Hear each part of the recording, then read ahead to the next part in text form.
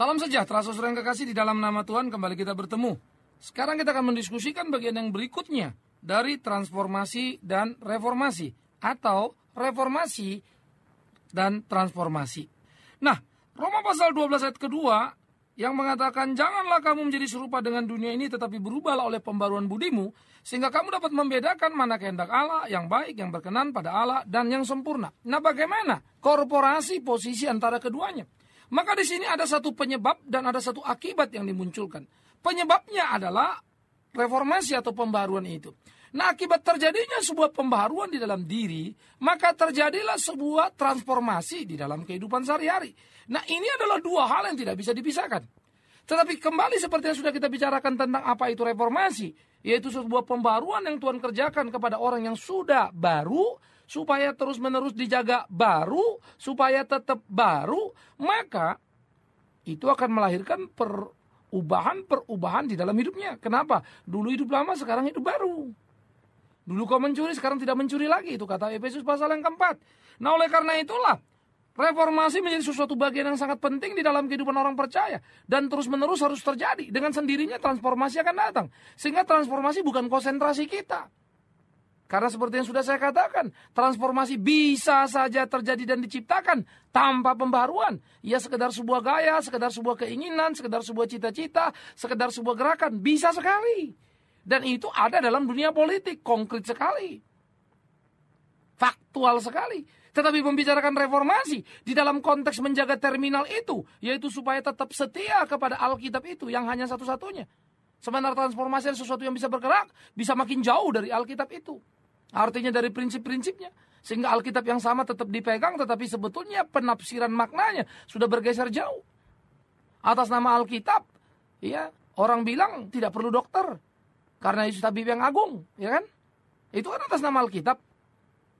Atas nama Alkitab, orang bisa berkata, bawa uangmu ke sini, maka Tuhan pasti akan memberkatimu. Tapi dalam kerangka yang berteriak untuk memperkaya diri. Sementara yang mendengar teriakan, mungkin kompensasi dosanya dan lain segalanya. Makin kacau lagi. Tetapi reformasi justru kita masuk terus ke dalam Alkitab. Makin dekat, makin dekat, makin dekat. Dan tidak mungkin memperalat Alkitab. Kita ditaklukkan kepada Alkitab. Itu reformasi. Sehingga terjadi kedekatan yang terus-menerus, koreksi yang terus-menerus terhadap diri dan melahirkan transformasi. Sehingga dari reformasi menuju kepada transformasi, itu menjadi sesuatu hal yang penting. Nah, jadi perlu dikerangkakan, dikembalikan. Itu sebab sangat serius. Kalau tidak, kita hanya terjebak pada fenomena-fenomena kulit saja. Kita kehilangan kesejatian isi. Karena itu sikap kritis di dalam berpikir, menyikapi segala sesuatu itu perlu sekali. Bayangkan kalau rakyat ini cuma yes man, yes sir terhadap apa keputusan pemerintah. Iyain saja semua. Apa nggak kacau negara kita ini? Rakyat kan perlu mengkontrol apakah pemerintah berjalan sesuai Undang-Undang Dasar 45 misalnya. Atau undang-undang yang dibuat masih pada garis-garis itu tidak. Apakah pemerintah waktu membuat undang-undang itu dalam kerangka untuk mensejahterakan rakyat atau melegalisasi kesemena-menaan mereka di dalam mempermainkan atau memainkan tampuk kekuasaan yang empuk buat mereka? Perlu disikapi, perlu dikritisi. Kan kita tidak bisa membayangkan kalau anggota dewan hanya anggota dewan yang yes sir, atau kalau protes hanya protes untuk kepentingan dirinya, kepentingan kelompoknya, sebagaimana kebanyakan saat ini. Tetapi alangkah indahnya kalau anggota dewan adalah anggota dewan yang murni dan betul-betul menyuarakan suara rakyat untuk kepentingan rakyat tanpa menunggangi sebagai sebuah tindakan populis untuk mempopulertaskan diri. Jadi perlu kritis kan? Nah, bayangkan lagi kalau kemudian gereja justru ikut-ikutan bermain dalam area yang salah. Gereja terjebak pada tumpukan-tumpukan warna kulit. Gereja terjebak hanya berbicara tentang sesuatu yang tampak kasat mata tetapi kehilangan kesejatian makna.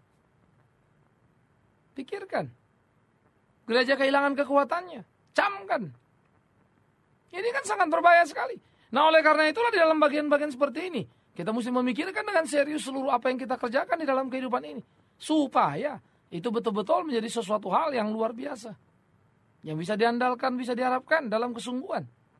Sehingga semuanya bisa menjadi sesuatu yang sangat jelas dan tampak dengan kasat mata. Nah, saudara-saudara yang kekasih, oleh karena itulah sebetulnya orang Kristen harusnya menjadi orang yang paling kritis, menyikapi realita-realita perubahan zaman. Yang semakin hari semakin menjauh dari kebenaran, yang semakin hari hanya suka kepada tampilan, tetapi kehilangan isi. Nah ini kalau dalam dunia psikologi kita lihat misalnya ya, orang itu ramah, yes, karena manusia makin beradab. Apakah keramahan manusia yang beradab itu sama dengan kebaikan? Tidak tentu, karena keramahan adalah penampilan manusia beradab. Seringkali orang yang tampaknya ngomong apa saja, meledak-meledak, kurang beradab kata orang. Tetapi sebetulnya dia jujur pada hatinya. Dia melakukan apa yang diyakininya dan dia meneriakkan apa yang ingin diteriakannya. Beda dengan orang-orang yang katanya beradab dalam tata laku, perilakunya. Tapi sebetulnya busuk di dalamnya. Itu perubahan, saudara. Yes. Berubah luarnya tetapi tidak dalamnya. Tapi reformasi berubah dalamnya. Akan melahirkan perubahan di luarnya. Jadi startnya itu dulu loh, beda sekali. Itu sebab kalau dalam sekolah-sekolah kepribadian, apa yang diajarkan kepribadian? Cara Anda duduk, cara Anda minum, kan begitu. Cara Anda bicara, cara Anda tampil. Memang menyenangkan. Bayangkan kalau semua orang sekolah seperti ini, dilatih seperti ini, di gereja. Wah, semua pasti tampak menyenangkan. Semua pasti tampak luar biasa penyambutannya, smile-nya. Wow, membuat Anda betah. Pertanyaannya, jujurkah itu? Tidak. Pertanyaannya, bagaimana tindakan-tindakan mereka? Brutal. Pertanyaannya, bagaimana keseharian mereka? Penuh dengan tipu daya. Kan mengerikan sekali. Nah kita itu ada satu pengalaman unik. Jadi beberapa rekan pun cerita, ada satu orang yang kami kenal dengan embel-embel PDT. Yang selalu berbicara baik, bagus, hebat, luar biasa sekali. Tampil ini untuk Tuhan, untuk pelayanan, untuk pengabdian. Tetapi ularnya juga luar biasa sekali, bisanya luar biasa sekali. Hari ini bisa ngomong A, besok langsung B. Tragis. Ya. Saya ingat betul waktu kita membicarakan mau pengembangan pelayanan, mau beli tanah gitu. Ya iseng kita tanya berapa itu tanah mau dijual untuk pengembangan pelayanan. Ya sudahlah Pak, untuk pelayanan, untuk Tuhan 45 juta saja. Udah oke, kongko-kongko selesai ya.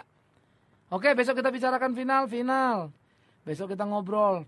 Oke Pak ya, jadi 45 juta. Lalu mau bicara soal cara bayarnya, bisa nggak sekian kali kan gitu.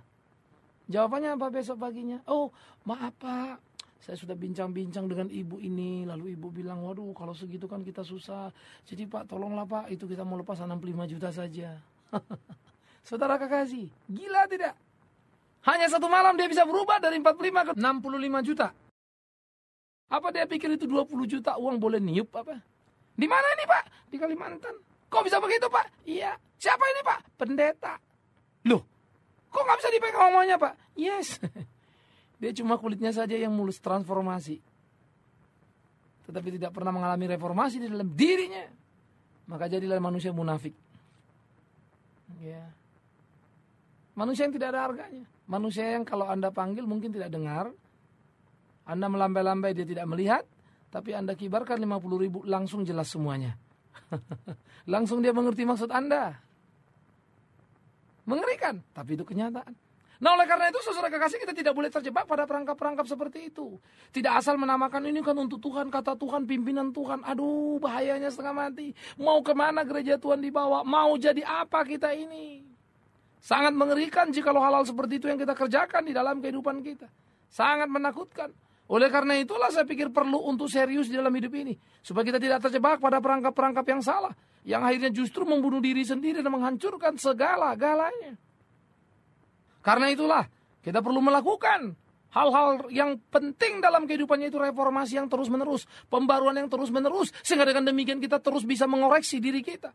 Dengan kita mampu mengoreksi diri kita, maka outputnya yaitu transformasi atau tindakan-tindakan yang berubah atau merubah itu nampak dalam hidup kita. Sehingga dengan demikian kita bisa mempengaruhi lingkungan kita untuk berubah. Dengan cara apa? Kita menjadi model. Sehingga transformasi itu cuma output saja saudara. Tetapi ada motor yang paling pentingnya, yaitu reformasi. Itu harus dipikirkan. Kita tidak bisa merekam segala sesuatu begitu-begitu saja. Nah oleh karena itulah dari reformasi ke transformasi menjadi partnership yang memang tidak bisa dilepaskan. Seperti yang sudah saya katakan. Mana bisa ada perubahan tanpa pembaruan? Dan pembaruan mana bisa tidak merubahkan perubahan? Tetapi bisa tidak perubahan berdiri sendiri? Bisa. Tanpa pembaruan? Bisa. Loh tadi Bapak bilang tidak bisa. Tidak bisa dalam kaitan reformasi dan transformasi. Tapi bisa dalam kaitan klisenya. Ya, seperti saya bilang tadi, seseorang yang karakternya masih jelek sekali, berangasan begitu ya, dirubah, dilatih, sehingga tampil lembut, senyum, jadilah dia customer service, demi kebutuhan kerja dia berubah. Tetapi apakah karakternya berubah? Tidak, nipu tetap, licik tetap, seperti yang saya contohkan tadi. Yang 40 juta malam ini bangun tidur sudah jadi 65 juta harga tanahnya. Dalam sepanjang sejarah dunia pun tidak ada kenaikan seperti itu yang luar biasa banget. Mendadak. Ya, hebat sekali. Sehingga embel-embel PDT-nya, senyumnya kalau bicara untuk rakyat, untuk Tuhan, wow luar biasa. Ya. Untuk orang-orang seperti ini tadi saya segan-segan untuk berdoa berkata tampar dia Tuhan. Biar Tuhan jadi hakim untuk dia. Ya, saya lebih suka berdoa supaya dia jadi miskin, hancur, dan kembali ke Tuhan tentunya dalam kehancurannya. Daripada dia hidup begitu terus. Hanya merusak dirinya. Kan kasihan kan? Maka biar dia babak belur. Tapi boleh kembali pada Tuhan. Ya. Nah oleh karena itu kita mesti betul-betul bersikap yang konkret, yang tegas. Satu sikap yang elegan, cinta kasih yang tidak murahan. Ya. Ada orang seringkali bicara barbur-barbur, kasar begitu. Tetapi Anda lihat perbuatannya, luar biasa. Langsung Anda tahu, dia orang yang hebat. Tapi banyak orang yang semua murah hati tampaknya senyum, tanya-tanya. Uangnya gak keluar-keluar juga. Ya. Ngomong itu orang bilang gitu kan. Harus hati-hati. Nah oleh karena itulah kita membutuhkan pembaruan dalam hidup kita. Itu sebab dikaitkan antara pembaruan dengan pengetahuan akan kehendak Allah. Itu sebab dikaitkan antara pembaruan itu dengan pemahaman kita. Kenapa? Karena kalau pembaruan yang saudara tuju, maka saudara mau tidak mau membaca Alkitab kan. Maka pembaruan itu adalah muncul karena membaca Alkitab. Terus menerus tiap hari itu kan kebutuhan seumur hidup. Kenapa orang membaca Alkitab? Supaya tetap baru. Kenapa membaca Alkitab? Supaya tetap diperbaharui. Sehingga dia tahu apa menjadi kehendak Tuhan, apa yang penting, yang berkenan pada Tuhan. Sehingga dengan demikian, dia melakukan apa yang Tuhan mau. Maka dengan demikian, tampak nyatalah perubahan demi perubahan di dalam kehidupannya. Indah ya. Itu Tuhan kita. Itu Allah kita. Itu kebenaran yang kita miliki. Jadi, jangan dimanipulasi. Jangan dibuat menjadi salah. Oleh karena itu, perlu bagi kita untuk tetap hidup sesuai dan seturut dengan kehendak Tuhan kita. Perlu bagi kita melakukan ketetapan-ketetapan Tuhan kita. Kita tidak terjebak pada perangkap-perangkap yang salah di dalam hidup ini. Lakukan itu, Tuhan dipermuliakan. Nah oleh karena itulah saudaraku yang kekasih, bagaimana seharusnya kita menyikapi hidup ini? Penting sekali untuk kita melakukan reformasi yang terus-menerus dalam hidup kita. Tetapi ingat, reformasi oleh karena pembaharuan budi yang dikerjakan oleh Roh Kudus. Sebuah pembaharuan berdasarkan dan karena pergaulan kita yang akrab dengan Alkitab, dengan firman Tuhan itu. Itu penting. Nah transformasi memang dalam dunia manajemen ini sangat populer. Itu sebab Anda bisa melihat perubahan-perubahan penampilan. Itu transformasi. Ya. Oh seperti media misalnya ya. Harian Kompas menulis. Sekarang tampilan Kompas kan berbeda, berwarna depannya, bentuknya menjadi lain. Ada kalimat yang ditulis di sana. Kompas semakin hari wajahnya semakin ceria. Ini memang sebuah perubahan. Khususnya Anda tentu agak sedikit kaget mengingat Kompas selalu tampil hitam putih kan begitu ya. Yang digambarkan sebagai bentuk kedewasaan, elegan yang luar biasa. Tetapi sekarang berwarna digambarkan sebagai ngepop. Kalau dari klasik pindah ke jalur kontemporer kira-kira begitu ya. Ah, itu perubahan. Kan gitu. Tapi Kompas ya tetap Kompas. Dalamnya ya tetap dalamnya begitu. Nah untunglah kita kenal dia sebagai koran yang baik ya tetap baik gitu. Tapi apakah dia tambah baik dengan penampilannya? Beda. Buat apa tampilannya beda dikasih color? Ya, tapi beritanya makin tidak jujur. Maka yang kita pentingkan dari Kompas kan berita jujurnya misalnya. Dari koran-koran lain yang kita butuhkan berita jujur. Makanya berita gosip itu kan menjengkelkan, walaupun penampilannya menyenangkan karena full color misalnya. Mudah dibaca misalnya, desainnya bagus. Karena itu isinya dong yang penting. Ya, koran seperti Suara Pembaruan juga mengalami perubahan-perubahan bentuk penampilan. Tapi sekali lagi bagi saya yang menjadi penting apa? Isinya. Apakah kejujurannya, ketajamannya, keberaniannya mengungkap masih dipertahankan? Ya. Karena warna atau penampilan toh hanya sekedar menyenangkan mata saja. Dan orang-orang rendah lah saya pikir yang membeli aksesoris kan begitu. hanya kulitnya. Wah ini bagus loh warnanya, lalu beli majalah atau beli koran, kan aneh. Ya, orang jatuh cinta jelas karena isinya. Ya, itu penting. Nah oleh karena itulah kita melihat bagaimana penampilan-penampilan ini perlu kita perhatikan. Sehingga perubahan-perubahan yang terjadi pada koran, baik Suara Pembaruan maupun Kompas kemudian begitu ya. Ini harus menjadi perubahan-perubahan ya, yang tentu diharapkan tidak menghilangkan kekritisannya, kejeliannya, keberaniannya. Sehingga dia tetap konsisten di dalam sikapnya.